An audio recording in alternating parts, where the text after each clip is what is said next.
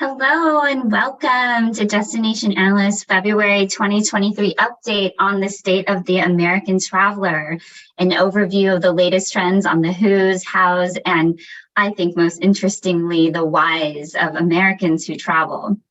I'm Erin Francis Cummings, President and CEO. I'm your host today for this fascinating update on how travelers are thinking, feeling, and behaving. I'm joined today by my work ride or die, our Vice President of Research, Miha Gallagher. Oh, oops, I forgot to unblur my background. Miha is our Vice President of Research. Fun fact, Miha and I have co-led, along with Dave Bratton here, these webinar updates for 3 years. And this is the first time we've been in the same room together, much less the same city. So wanted her to pop in and say hi, and I feel like I'm in a movie on a podcast, getting to actually have the co-leader sitting here at the table with me.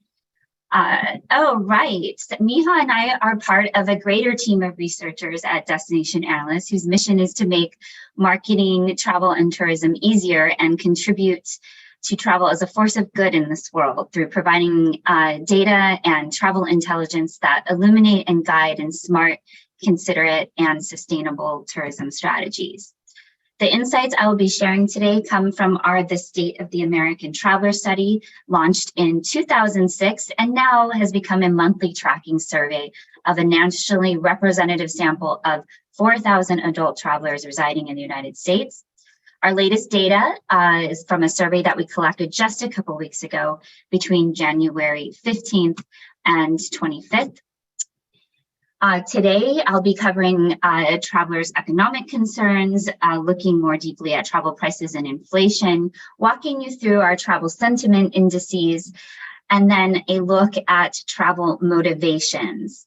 And then we'll end today's webinar with a wonderful conversation with meeting and event planners. We have a fantastic panel of these meeting and event planners ready for you to talk about the state of that area of the travel industry and all the exciting things going on there and how you can adapt your strategies to that. And before you feel like you have to frantically take notes or screenshot your computer, please know that this presentation deck and webinar will be available to you after the webinar is over on our website at destinationanalyst.com. So February is a month of love, the greatest of all holidays, Valentine's Day, is a February host. So is love on your mind? I know it's on Miha's mind. I'm happy to share that love seems to certainly be what Americans are feeling when it comes to travel right now. So I'll quickly run through these stats, because when I looked at our latest data, I was like, love, love, love, and it's February. So this month, excitement to travel reached a 3-year high, 8 on a scale from 0 to 10. 41% of Americans that their excitement for travel is at level 10. 84% of American travelers report they have trips planned or being planned right now. And if you look more closely at this chart here, it shows the percent of Americans who say they have trip plans in each of these months. And we see that summer is already looking strong, March as well. Half of American travelers say they have 2 weeks or more of days available to them for leisure travel. A third of American travelers continue to say they are likely to take international trips this year. And really importantly, bookings are up. 17% of American travelers said they made reservations or actually purchased tickets within the last week alone. So thought I'd start you off with some good news today. Let's dive into something else that, is not always the most comfortable thing to talk about, but I know it's likely to be on your mind. The economy. It remains on American travelers' minds as well. Currently, 30.1% of American travelers feel that they are financially better off compared to a year ago, which is at similar levels to Americans who are saying that they are worse off. With this most recent survey wave, we see continued improvement in American traveler sentiment around their financial situation. Looking ahead, we see a much higher 45% of American travelers believe that they will be better off financially a year from now compared to just 13% who feel pessimistic and that they'll be worse off a year from now. While this might be down slightly compared to the data that we saw in December, we're still seeing a continued overall upward trend for this metric over the last 6 months. In the first month of 2023, 30.4% say that now is a good time to spend on leisure travel, spend their money on leisure travel. And a slightly higher 32.4% say it's not a good time to spend on leisure travel.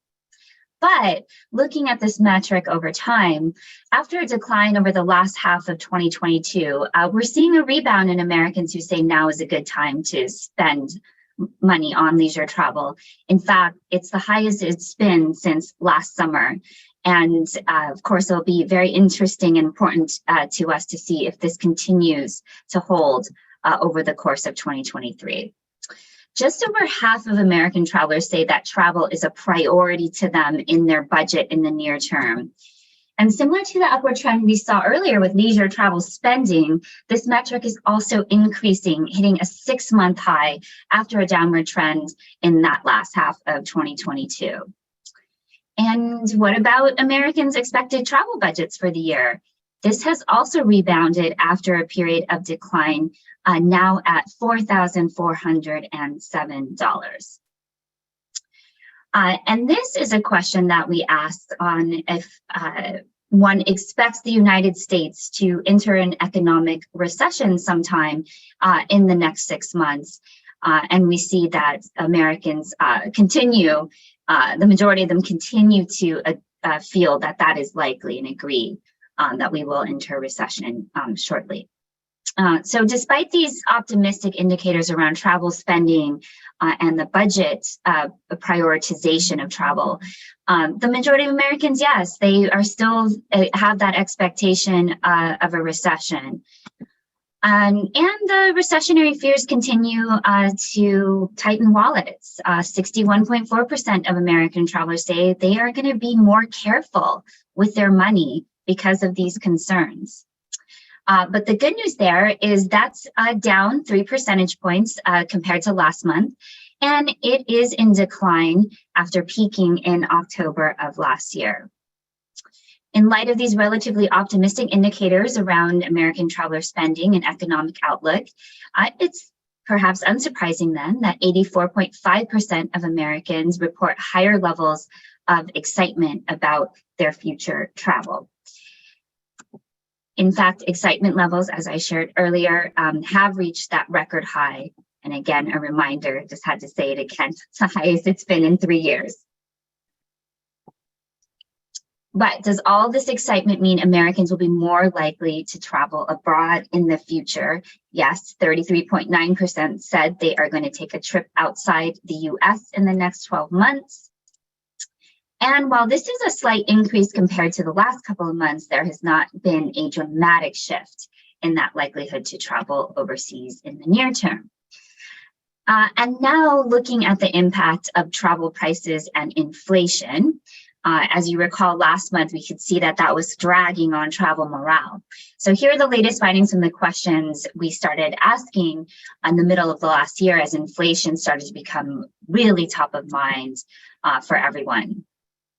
And as you can see by the dark blue line on the chart of this, sorry about that, let me get that going again for you. Wait, sorry, I think I missed a slide. There we go, dark blue line on the chart on the right of this slide. The expense of travel has abated as a deterrent compared to last month. So 41.7% of American travelers currently say that high travel prices have kept them from traveling in the past month, down from 49.1% in December. So aligning with this, fewer American travelers agree that recent travel inflation has led them to cancel an upcoming trip, which is down from 31.5% last month and is at 27% now. Okay, so let's look at the travel sentiment indices. This is one of the primary goals of this monthly tracking study, is to help you, our industry colleagues and friends, keep their finger on the pulse of how Americans are really feeling about travel. One of the lessons I really hope is not lost in this post-pandemic world is how well sentiment can be an indicator of behavior in the near term. As such, our team has developed 2 travel sentiment indices to better understand the big picture of travel sentiment. The current travel sentiment index is comprised of the data points for the questions that you see now on the left side of your screen. And the future travel sentiment index is comprised of what you see on the right. And these include financial elements, deterrence, excitement levels, and past and future trip volume. Taking a look at the travel sentiment indices over time, current travel sentiment across 2022 ebbed and flowed, with the index growing sharply this month. Told you there was a lot of love. And similarly, sentiment for future travel was stable throughout 2022 and has moved forward over the past 2 months. And now for some really fun data. What is really behind people's desire to travel? For those of you that joined us last month for the inaugural State of the American Travel webinar, you know that we looked into travelers' predictions about 2023. And we found that there were really healthy doses of both optimism and pessimism. And I think the large takeaway from their predictions was that there was some wariness of the travel industry among our traveling consumers, particularly around fear of price gouging and labor shortages not providing the level of service for the cost. But we found, of course, despite any of that, there was really strong optimism, which again, we're seeing now this month in the data. A lot of people saying that 2023 was going to be a great year for them, and that they dreamt of, or they would capitalize on their dream of visiting somewhere exciting.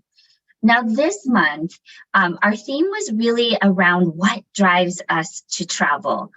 And that's what we looked at here. And we tested a number of motivations, from the escapes of pressures of everyday life, to FOMO, to partying, to the arts. So American travelers surveyed were asked, please think deeply about what motivates you to travel. What really fuels your desire to travel now?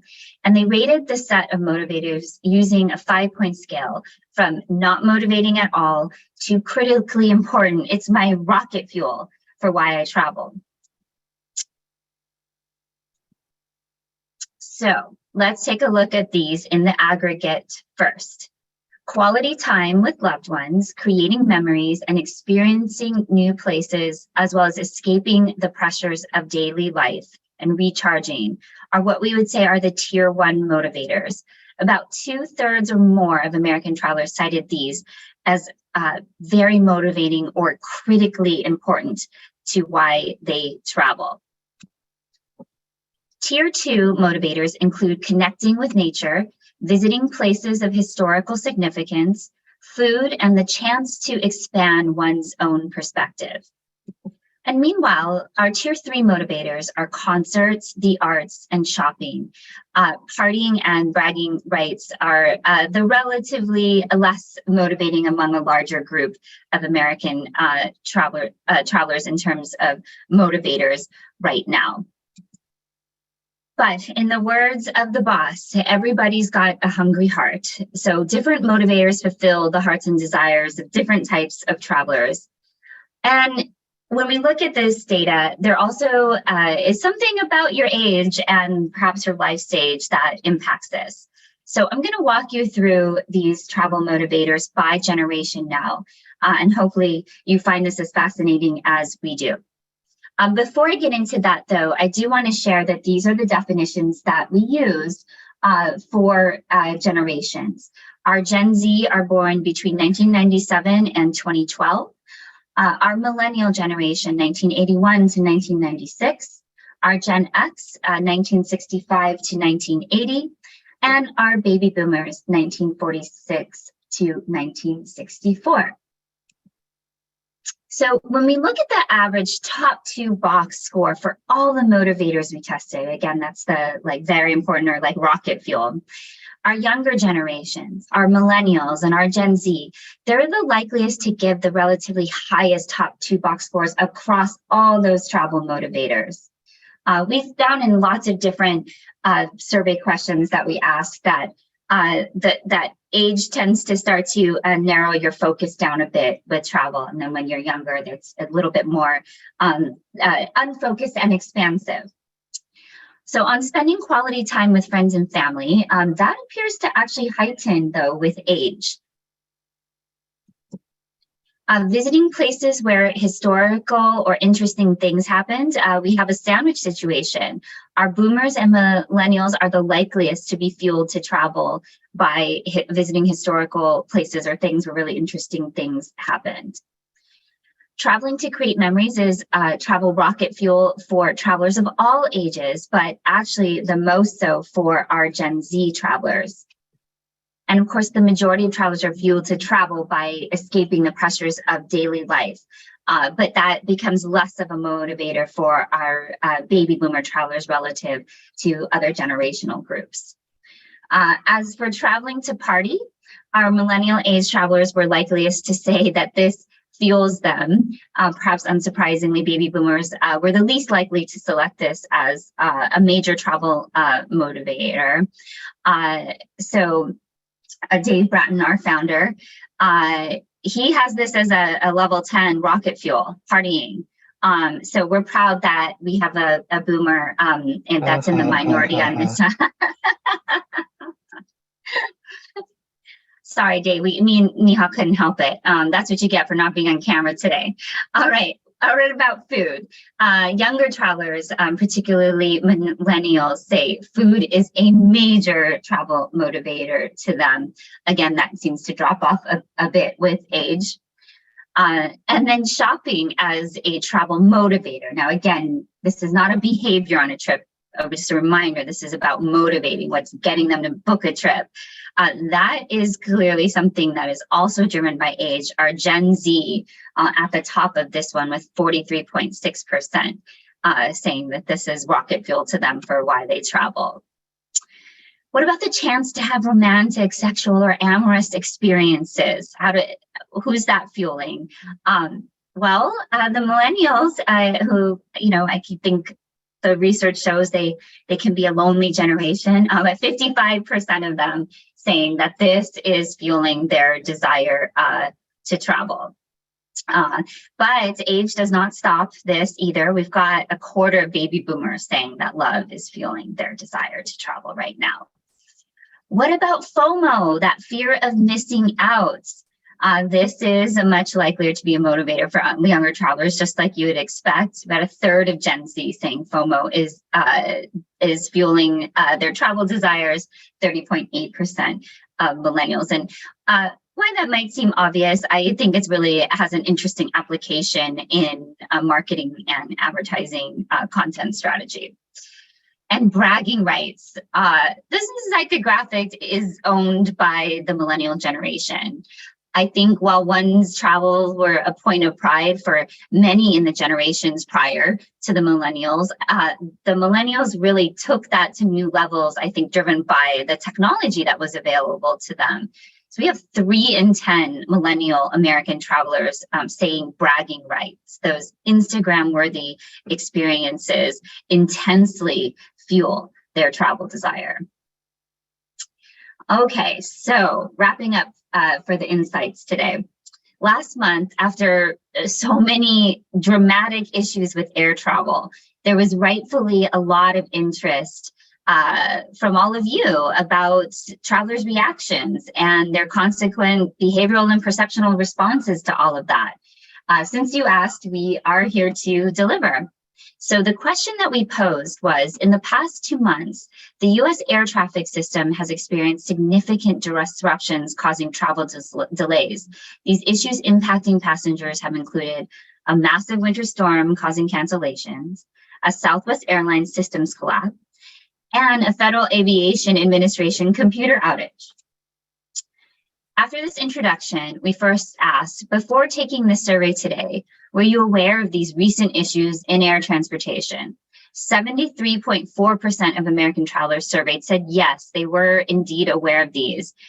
So a somewhat relatively small proportion somehow escaped that being constantly in their news cycle. We asked the group that indicated awareness of these air travel issues if any of their personal trips were impacted by one or more of these disruptive events. And of that group, 8.6% said yes. So that translates to 6.3% of all US travelers being directly impacted by one or more of those events. We asked another question of the group that indicated awareness of these air travel issues. This time their agreement with the statement, these recent issues in air transportation make me less likely to travel in the next 6 months. 27% of this group agreed or strongly agreed, translating to, and then 34.1% said that they disagreed. But I think, though, if we look at the top here, that 27%, it does confirm that in this world where we're so interconnected, air issues like what we experienced in the last couple months do have an unfortunate strong downstream effect on the travel industry overall. And to that point, when we look at American travelers in general, and what's been deterring them from traveling as much as they would have otherwise liked to. Flight cancellations as a deterrent is up 3 points since November, with 12.6% of American travelers saying that this kept them from traveling. And so with that, we really want to send our gratitude to all the hardworking people working in our airline industry and our overall air travel industry, and we wish them much speed on the resolution of these problems. And we really hope that 2023 is a year of far less drama for them. All right, so before we move into our next section of our insights today, where Miha will lead this panel of meeting planners and dive into what's really going on in the meeting and events industry and the ways destinations and travel brands can adapt and succeed, I do want to take the time to thank our many clients that are online with us today, and then just share with all of you that Destination Analysts would love to serve as a trusted research partner. So would you like these national findings I shared localized to where you are? Do you need a profile of your visitors or customers?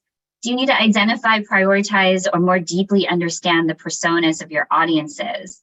Or an audit of your brand and measuring your brand performance? Do you need information to help you drive your tourism and hospitality workforce strategy, or perhaps a study of your local resident sentiment towards tourism of your organization?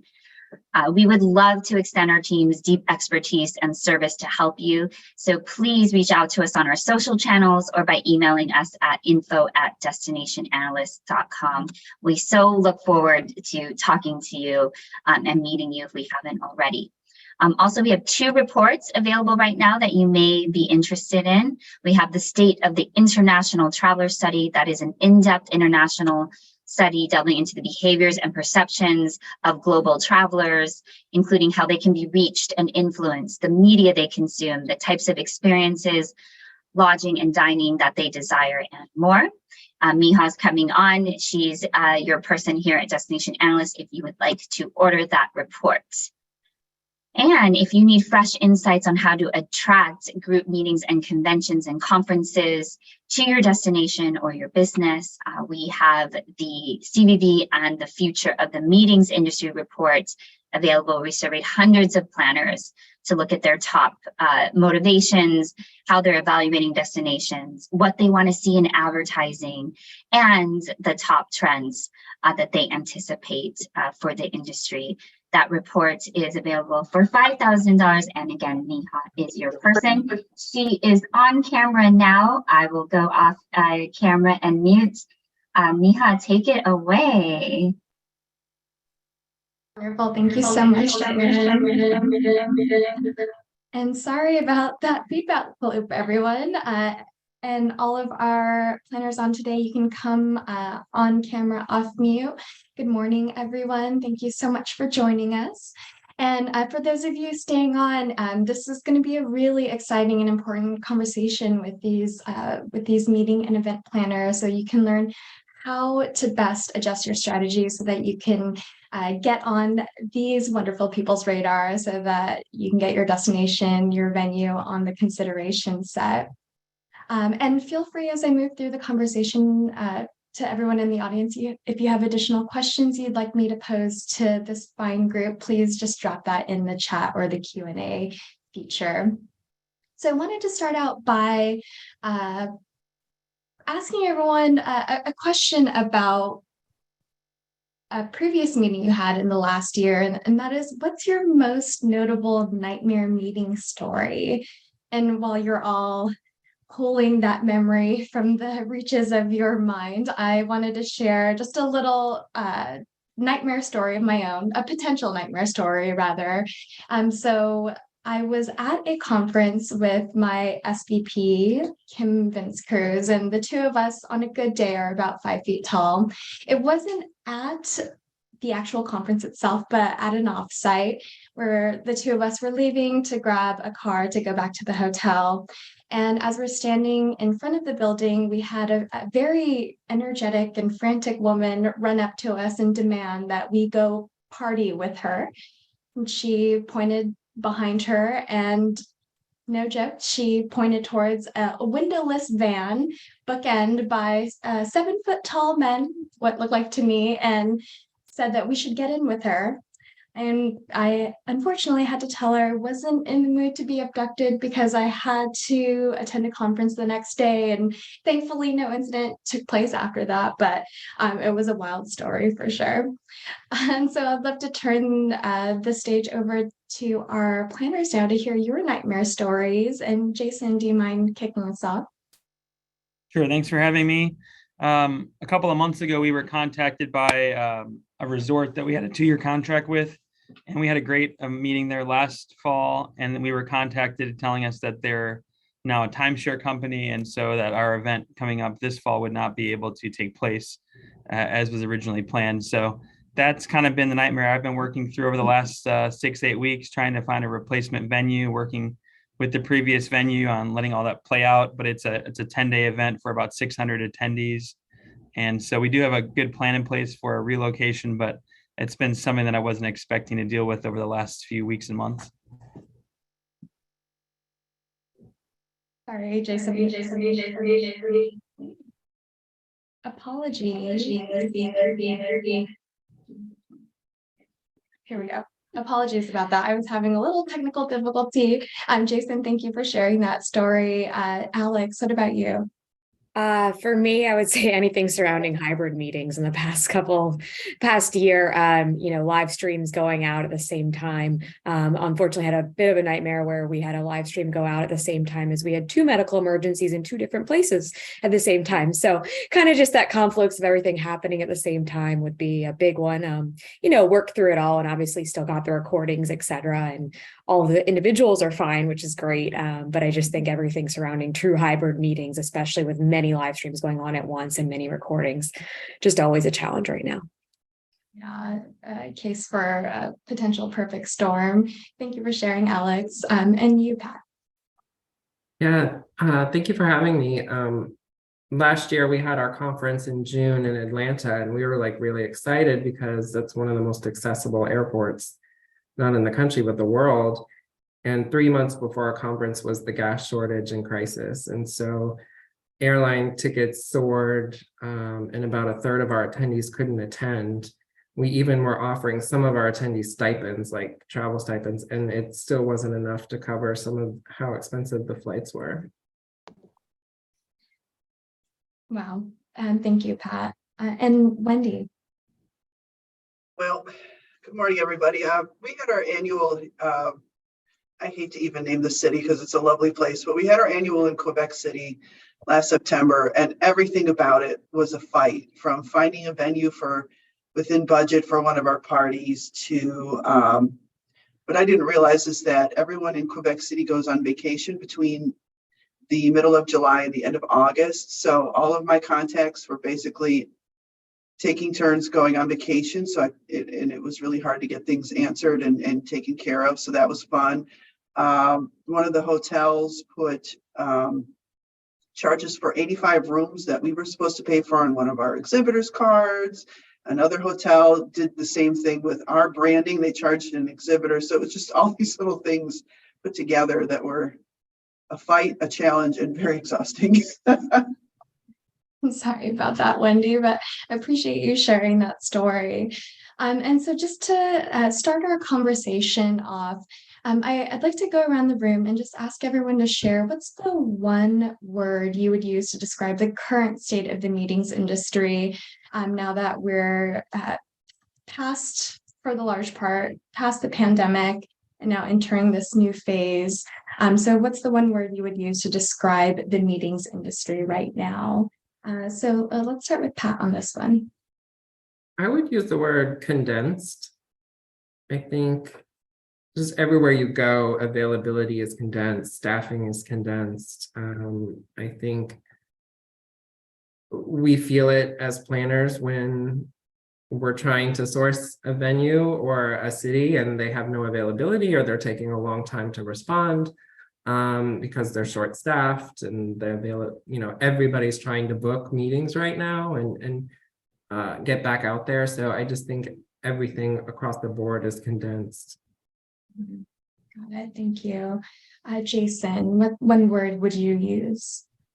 Yes, I would use the word rateflation, just because prices are really high. I find mostly throughout the country. I mean, there are definitely pockets where you can find a better deal for a conference, but I would say just to see. I mean, I'm happy that travel has rebounded, but on the planning side of it, it's getting challenging. I've never heard that term used before, rateflation. Have you trademarked that yet, Jason? I need to, I guess. All right, Wendy, what about you? I think my word would be conundrum, because people want to meet and everyone's excited to do so, but we keep getting all these things thrown at us from left field, like aviation problems, high airfares. Even now the cost of food is going up exponentially. So, I have to still keep within the budget I made last year, even if these costs go up. So not knowing what might happen next is a little bit of a challenge. Absolutely. And Alex? I would say influx. Things are constantly changing and transitioning right now. New staff everywhere with the labor shortages. You don't really know. So it's just a constant change. And I think we really should be looking at changing our meetings. A lot of people just went back to the way things were in 2019 and 2018, et cetera. And I really think we should be looking at transitioning and how to do them better and just do everything better as far as hotels, DMOs, et cetera. Mm-hmm.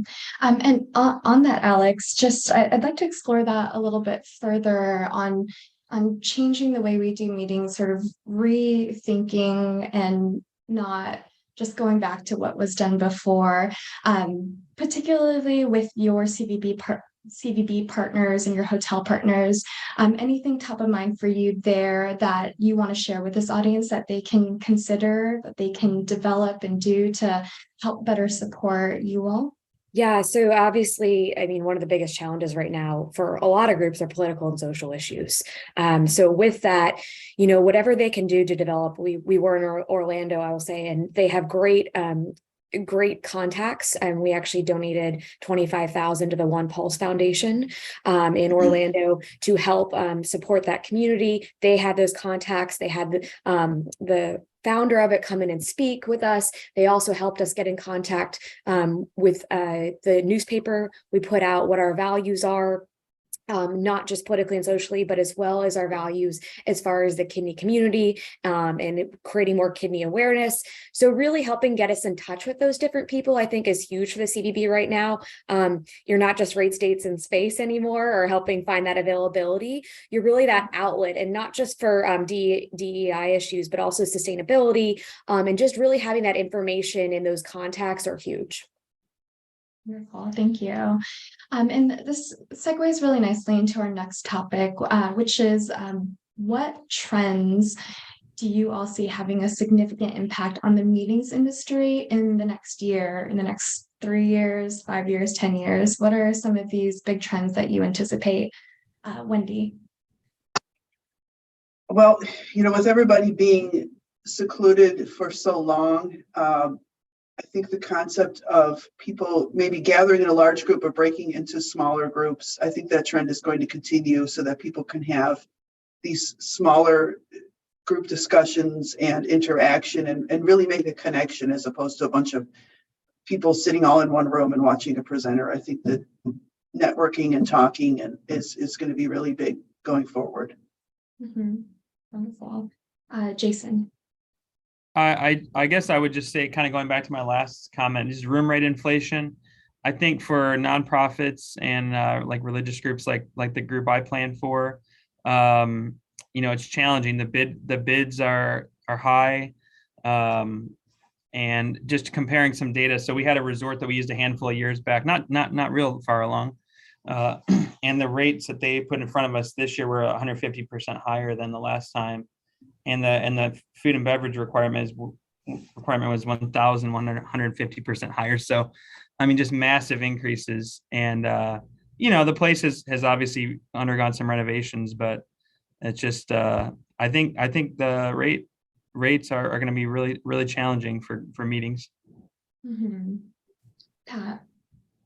Mine is to kind of piggyback off Alex. I think political awareness and social awareness are a trend that aren't going away. There's literally a list of destinations my CEO has banned because of laws and things that the states are doing as far as racial injustice and social injustice. So I think that, unfortunately, that 5 years ago, I never would have been on my radar, but now with everything that's going on, I literally have destinations I can't go to. And I'm open and honest with those destinations too, because they need to let their lawmakers know that they're losing business because of these laws. And Alex, any other trends that you anticipate that you'd like to share? Yeah, one of our probably our large concerns is our largest meeting is 14,000 persons citywide, 45% international, representing 120 countries. So one of the biggest concerns is some of the visa challenges that people have been having over the past year. There have been some bills passed and other things passed to help that situation, but it is a huge concern because we had lots of people that were told they couldn't even get an interview for over a year. And the wait time at one point last fall was over 400 and something days to get a visa. So that is a concern for us for our meetings, as well as the currency exchange. So that the world economics beyond just our own inflation here, it's very hard for people to come to the United States right now, just due to cost. And that is a big concern for us. Absolutely. Okay. And we, in the presentation that Erin delivered, we presented about how American travelers are feeling about an impending recession, and that certainly has been on the minds of a lot of people across the country.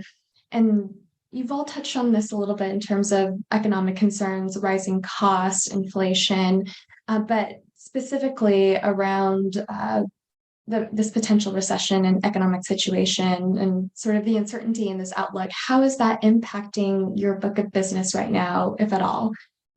Jason? Yes, that's a great question. I think, I'm looking at long-term and short-term options for our group. We usually plan a couple of years out. I'm always trying to do that. But I'm just kind of waiting to see if the tide turns a little bit in some instances. Let's say third quarter of this year, maybe bookings, if I start to see that there's, more availability. I mean, it's all about supply and demand. So if there's a heavy travel, obviously, it's going to keep driving rates up if people are willing to pay leisure travel or events, that kind of thing. So. All right, Wendy. We just had a meeting last week. And, honestly, our folks are surgeons. They make good money. They're not going to pay $600 or $800 or $1,200 for airfare. They're going to balk at that. They're not going to pay that amount for a room rate either. But if we have to increase our prices a little bit because of this economic downturn for this particular job, it's not going to be a huge impact. Hmm, okay. And Alex? I would say, kind of relooking at the model a little bit as far as hotel rooms bookings. So with citywides, for example, how many rooms you have to book in the city, or how that gets, how that pays for the convention center, et cetera, because more people are going to look at doing lower cost options or sharing rooms or Airbnbs and other things. So really looking at that, they may still be traveling to the city and spending money there, but kind of looking at that model from a CVB DMO perspective over the next couple of years, I think is going to be huge. And then as a membership association, just watching those people's dues and making sure we are still the #1 association they want to join, and in that competitive space as far as meetings, that they want to come to our meeting, that it still is a premier meeting in the space. Got it. And Pat? Yeah, I see it as like a selective recession. I don't see it as a widespread recession all across the country. I mean, I'm doing site tours of the West Coast right now, and it's booming with construction, and they are telling me there's no signs of recession here. And I think it's just as an onus on us planners to realize that some of our attendees are going to be hit a lot harder than others. And we still have to be price conscious. We still have to be working to make sure that our meetings are affordable for everyone, because some people are going to be hit, depending on where they are and what industry they're in, really hard. Okay. And Pat, we had a question from the audience on an earlier topic you touched on, which is the political climate and how that's affecting sourcing decisions. So the question is the issue of banned states or cities a common issue across the meetings industry? And if so, is there broad overlap with regard to what places are being banned by your clients? Yes, I mean, I can speak personally from my own association. Yes, the ban is real, but I also have planner friends. I'm in DC, so a lot of my friends are planners, and they tell me the same thing. And some of their organizations are even stricter than mine. So I do see it as a widespread issue. I don't think planners are as honest as maybe I am with destinations about why they're declining. And maybe that's why the question's being asked, because a lot of planners aren't telling them that, but from my perspective, it's a very big issue. And Alex, you touched on the political issue earlier too. Your thoughts on the question? Yeah, I would say so. Our organization is looking at all of this over the next year as far as our ethics committee, and we actually have an ethicist on our staff who is helping them through this to try to figure out what are the issues that matter to us, what are we looking at, and how does that, I won't say bans, but how does that kind of determine where we go? Because of the size of my large meeting, there aren't as many cities that we can go to as others can go to. So we do have to be careful about that. And so looking through that, and right now we are upholding all of our commitments. So we are not pulling out of any cities, which is great. But going forward, we are trying to look at things and figure out how are we going to look at this? Where are we going to go? But we have not put a full ban in place. We're just trying to look at what does that mean? How does it affect our members, et cetera. I see. Thank you for sharing that. I want to switch gears just a little bit and sort of zoom in to the meeting planner and CVB DMO relationship. And I want you to just think back to your time working with CVB and DMO partners, or even hotel partners, and just tell me about an exceptional experience you had working with these partners and what made that experience so positive for you. Jason? Yes, I think CVBs are just obviously a wonderful benefit to just about any city you go to, from large to small cities.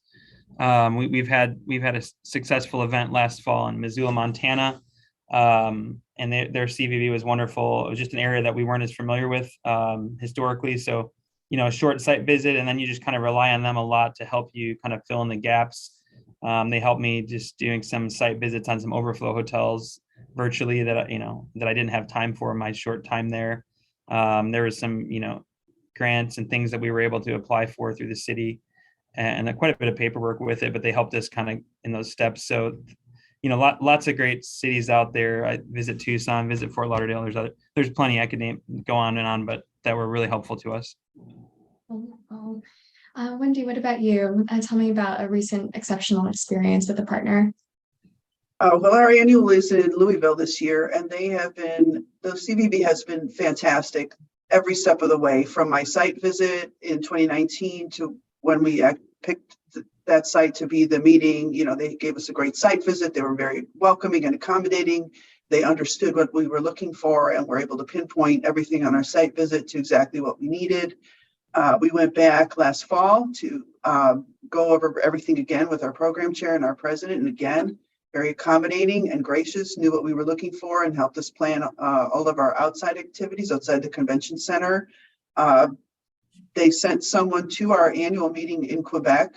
She sat at a table and answered questions about Louisville and brought candy. She wore a little fascinator to get people over to the table, and just really helped us get people psyched up and learn what the destination is all about. And yeah, we're really looking forward to it. And it's really their participation in helping us with everything has got everybody psyched up for a really great meeting. Excellent. Alex. I would say during the pandemic, CVBs and DMOs were your only outlet to everything as far as communication. And even so now, because even getting contacts can be hard, there's been so much turnover and continues to be, especially on the hotel side and vendor side. So that communication was key. And just those relationships, I mean, being a very large medical international organization, we did have to cancel several very large meetings, and really that help with that was huge. And it, really helping us with the hotels, et cetera, and be able to negotiate out of those contracts helped us put our money as a nonprofit into grants and other great work that we do with our nonprofit and with our association. So instead of paying penalties, we did we were able to spend that money in other ways to really help people and further ours as to, a world without kidney disease. So truly helping people. And Pat. Yeah, I think sales-wise, CVBs are all great in that arena, and pretty similar. For mine, an exceptional was on the service side. So after I'd already booked and we had our meeting in Atlanta in June, it was our first one post-pandemic. We were up against a lot with the gas shortages, and I was short-staffed, and my service manager there was literally helping me find vendors for the meeting, like the local vendors that you need.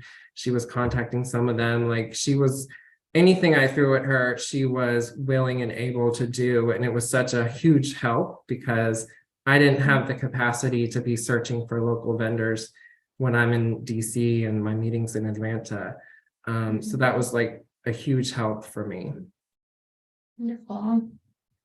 All right, and then just further now looking to the future, I'd love to know if there are any creative ways that destinations or venues, creative things that they can do or say to you that can make them really stand out from other places so they could win your business. So let's start with Alex on this one.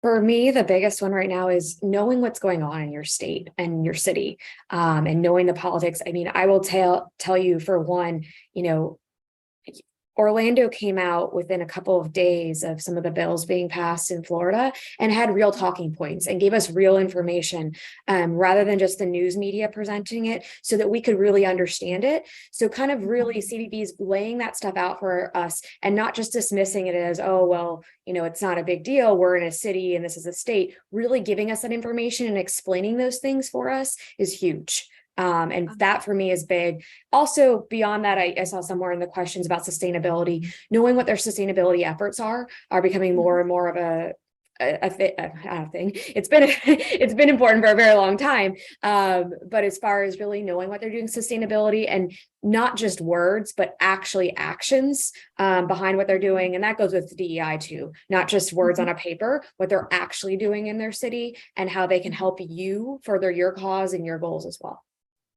All right. Wendy, what about you? What can destinations and properties do to stand out from the rest in your mind? I really have to agree with Alex.